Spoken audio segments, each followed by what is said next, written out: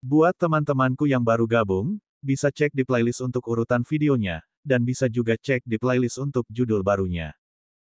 Bab 1552, Pencerahan setelah tangisan. Liu Ming duduk diam sejenak, dan cahaya hitam perlahan menghilang. Beberapa senjata spiritual mistik juga terlintas di tubuhnya dengan sebuah pikiran. Dia perlahan membuka matanya, berdiri, dan berjalan keluar gubuk.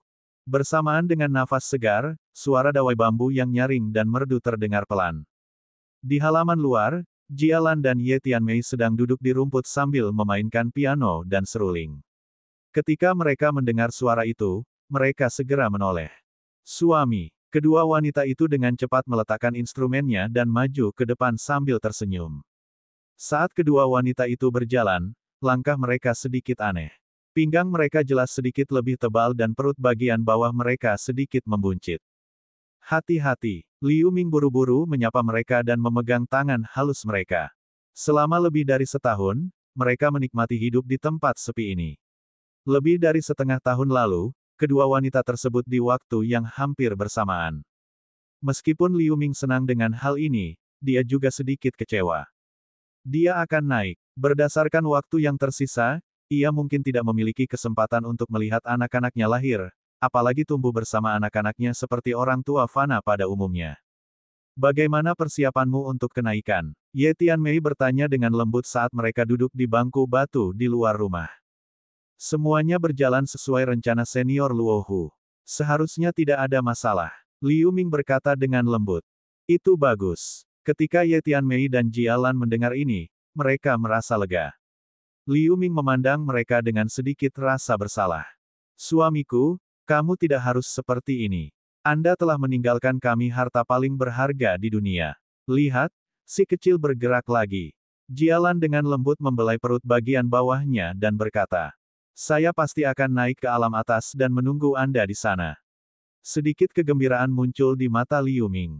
Dia mengulurkan tangan untuk menarik kedua wanita itu ke dalam pelukannya sambil diam-diam membuat keputusan dalam pikirannya. Kedua wanita itu mengangguk dengan berat. Faktanya, mereka tahu bahwa begitu Liu Ming benar-benar naik ke alam atas, tidak peduli apakah dia berhasil atau tidak, mereka mungkin tidak akan pernah bertemu lagi dalam kehidupan ini. Setengah tahun telah berlalu lagi dalam sekejap mata. Di puncak gunung tertentu di lembah tanpa nama, Liu Ming sedang duduk bersila tanpa bergerak seperti patung. Saat ini, tubuhnya terbungkus cahaya putih. Ruang di sekitarnya sedikit terdistorsi. Setiap saat, ada kekuatan tak berwujud yang menindasnya dari segala arah. Di atasnya sudah ada awan gelap yang menutupi langit dan matahari.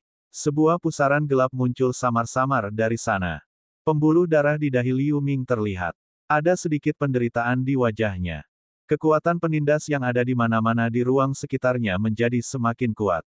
Meskipun tubuh fisiknya kejam, dia tetap merasa kewalahan. Masa kenaikan jelas sudah dekat. Jika dia tidak dengan sengaja menolak penolakan dari alam bawah, dia akan terpaksa menghadapi ujian kekuatan hukum alam atas. Dia tidak bisa menahan diri untuk tidak melihat ke gubuk-gubuk di tengah gunung. Ada 3 sosok berdiri di depan gubuk. Salah satu dari mereka, seorang wanita muda berpakaian ungu, berdiri di depan gubuk dengan tatapan cemas. Terkadang dia melihat ke arah puncak gunung, dan terkadang dia melihat ke dalam gubuk di belakangnya. 2 sosok lainnya yang sedikit lebih pendek adalah seorang anak laki-laki berpakaian hijau dan seorang gadis berbaju tule hitam. Mereka juga menunjukkan ekspresi kecemasan dan kegembiraan yang kompleks. Wanita muda berpakaian ungu adalah Qian Rupin, dan 2 lainnya secara alami adalah hewan peliharaan spiritual Liu Ming, Feier dan Xier. Liu Ming tersenyum pahit dalam pikirannya. Jialan dan Ye Tianmei kebetulan melahirkan di waktu yang sama hari ini, 5 bulan yang lalu, dia mulai merasakan bahwa kekuatan hukum alam bawah mulai mengusirnya sedikit demi sedikit. Untuk melihat dan menggendong anaknya dengan matanya sendiri, dia mengabaikan pengingat Luohu dan bersikeras untuk menolak penolakan dari alam bawah. Sayangnya, hal-hal bertentangan dengan keinginannya.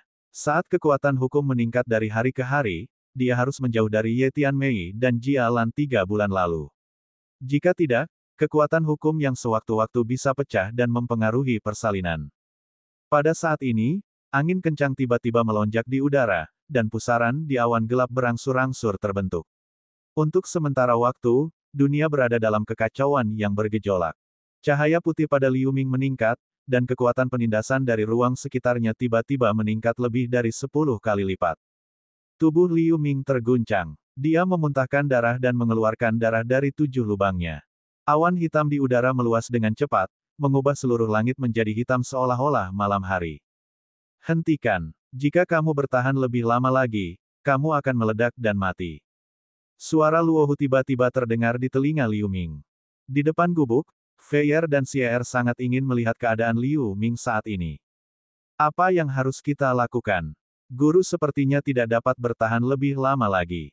Feier melihat ke puncak gunung, lalu dia melihat kembali ke gubuk yang tidak bergerak dan berkata dengan cemas. Kita masih tidak sabar menunggu anak itu lahir pada akhirnya, kita harus kembali ke guru dulu, kalau tidak kita akan melewatkan kenaikan. Xier sedikit tenang, ragu-ragu sejenak, dan berkata dengan tegas. Feier melirik ke arah gubuk itu dengan enggan, lalu dia menghentakkan kakinya. Dia dan Xier terbang hitam ke dalam labu konversi yin di sekitar pinggang Liu Ming. Liu Ming menghela nafas dalam pikirannya dan melihat ke udara dengan sedikit tekad. Awan hitam di udara menjadi semakin gelap. Tiba-tiba, suara gemuruh keras datang dari awan, dan aura hikmat yang tak terlukiskan terpancar darinya. Berdengung, tanda hitam yang tak terhitung jumlahnya muncul dari awan hitam, dan fluktuasi hukum yang besar menyebar ke segala arah. Dalam sekejap mata, ia menyebar ke seluruh wilayah laut selatan, benua langit tengah, dan bahkan benua liar yang liar. Pada saat ini, seluruh benua langit tengah tampak membeku dalam sekejap. Tiba-tiba menjadi sunyi. Tidak ada angin. Awan di langit berhenti beterbangan. Aliran sungai, dan lautan berhenti mengalir. Di beberapa tempat yang sedang hujan, tetesan air hujan pun terhenti di udara. Untuk sesaat, semua manusia di benua langit tengah dan benua Yunchuan tercengang dengan fenomena kiamat yang belum pernah terjadi sebelumnya ini. Semua binatang buas dan kulit binatang jatuh ke tanah dan gemetar. Pada saat yang sama, pada saat ini, semangat sejati para penggarap benua langit tengah dan benua Yunchuan tiba-tiba mengeras seolah-olah dipenjara oleh kekuatan tak terlihat. Namun pemenjaraan ini tidak terlalu kuat. Para kultivator di atas tingkatan surgawi melepaskan diri darinya setelah menyalurkan kekuatan spiritual. Mereka melihat fenomena aneh itu dengan ngeri. Benua liar yang buas. Di gunung utama Gunung Wanbo, reruntuhannya digantikan oleh istana batu biru yang besar. Pembudidaya kulit binatang muda sedang berjalan-jalan di antara gedung-gedung. Ini adalah istana Wanbo yang telah direkonstruksi, markas balap rubah langit. Di ruang rahasia istana Wanbo, seorang wanita muda cantik dengan tubuh anggun sedang duduk bersila. Sebuah manik hijau melayang di depannya. Tampaknya ada rubah mini berekor 9 di dalam manik itu. Wanita ini adalah Yao Ji. Tiba-tiba, Yao Ji membuka mata indahnya, menyimpan manik hijau itu, dan menghilang dari ruang rahasia. Saat berikutnya, dia muncul di atas gunung Wanbo dalam kilatan putih. Dia melihat fenomena aneh itu dan mengerutkan kening, lalu perlahan-lahan dia merasa lega. Dia bergumam pada dirinya sendiri. Kemanapun kamu lari, aku akan menemukanmu suatu hari nanti. Benua ribuan setan, negara bagian Yu. Di aula samping istana kota kekaisaran pusat yang megah, Zhao Qianying dan Huang Fu Yupo sedang mendiskusikan sesuatu. Tiba-tiba, Zhao Qianying tampak terkejut dan tiba-tiba berhenti berbicara. Yinger, ada apa denganmu? Huang Fu Yupo bertanya. Tuan, tidak apa-apa. Ayo lanjutkan. Zhao Qianying kembali sadar dan berkata begitu, tapi sepertinya ada kegelisahan di matanya. Apakah kamu memikirkannya lagi? Huang Fu Yupo sepertinya telah menebak sesuatu dan bertanya. Zhao Qianying tetap diam. Kamu seharusnya, Huang Fu Yupo bertanya dengan bingung. Saya tidak bisa melepaskan keluarga Huang Fu dan kekaisaran pusat. Selain itu, dengan tingkat kultivasinya saat ini, saya tidak bisa menahannya di sini. Karena aku tidak bisa memiliki keduanya, lebih baik kita melupakan satu sama lain. Zhao Qianying menghela nafas pelan. Pada saat ini, awan hitam di atas Liu Ming tiba-tiba terbelah ke segala arah, dan seberkas cahaya putih tebal jatuh dan menyelimuti Liu Ming. Liu Ming menengadah ke langit dan meraung.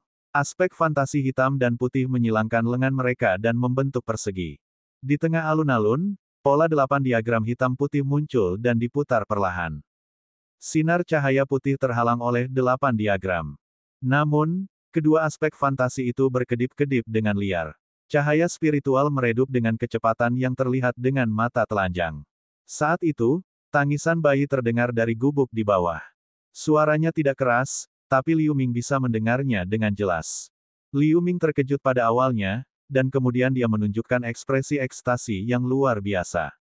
Pada saat ini, dia sebenarnya memiliki emosi kompleks yang tak terlukiskan muncul di hatinya. Pada saat ini, semua suara di dunia menghilang kecuali tangisan ini. Pada saat yang sama, dia sepertinya mendapat pencerahan tiba-tiba. Kemudian, dia tertawa keras dan bebas sambil membatalkan gerakannya, dua aspek fantasi di belakangnya menghilang. Tanpa hambatan, sinar putih menutupi Liu Ming sepenuhnya. Cahaya putih menyilaukan tiba-tiba memancar dari tubuh Liu Ming, mengubah ratusan mil di sekitar kota Anyuan menjadi dunia putih yang luas. Cahaya putih yang menyilaukan dengan cepat menghilang, namun pilar cahaya putih di atas puncak gunung tandus tidak menghilang. Itu berubah menjadi gugus cahaya putih dengan luas beberapa mil, membungkus sosok Liu Ming di dalamnya, dan perlahan naik. Ledakan. Gelombang cahaya warna-warni muncul dari awan putih, dan aliran cahaya memancar dari waktu ke waktu. Serangkaian suara keras datang dari awan sambil memancarkan gelombang fluktuasi kekuatan spiritual yang menakutkan. Sesuatu yang besar sepertinya sedang terjadi di dalam. Qian Rupin memandang puncak gunung dengan cemas. Lapisan cahaya pesona juga menyala di dekat gubuk, menghalangi fluktuasi kekuatan spiritual.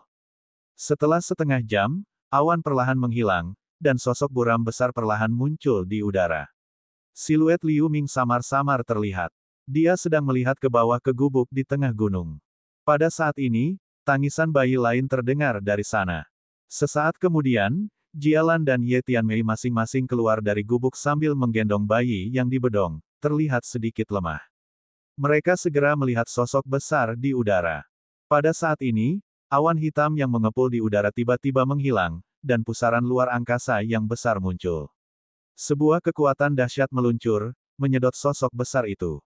Pusaran hitam di langit perlahan menghilang, tetapi setelah hembusan udara hitam terakhir menghilang, dua aliran cahaya tiba-tiba melesat ke arah gubuk. Saat berikutnya, lampu berkedip di leher bayi di lengan Jialan dan Ye Tianmei, dan sebuah kalung muncul di masing-masing bayi. Yang satu berwarna putih dan yang lainnya berwarna hitam. Melihat ini, air mata mengalir dari mata indah Jialan dan Ye Tianmei.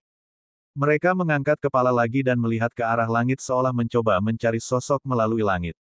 Tamat. Terima kasih telah mendukung novel kami. Komentar Anda, interaksi, dan hanya dengan membaca novel merupakan dukungan besar bagi kami.